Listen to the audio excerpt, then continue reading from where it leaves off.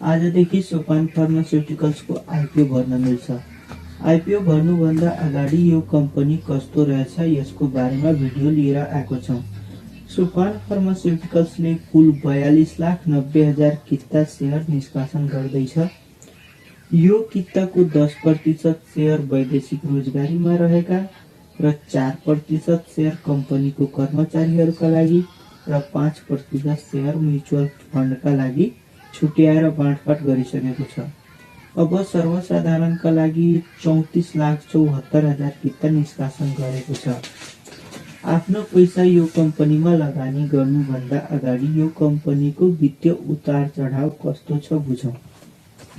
आर्थिक 2079 र 80 मा यो कम्पनीको प्रति शेयर आम्दानी -42 रुपैयाँ थियो भनेपछि कम्पनी ठूलो घाटामा थियो र अहिले यो कम्पनीको प्रति शेयर आम्दानी +16 रुपैयाँ भन्दा माथि पुगेको छ।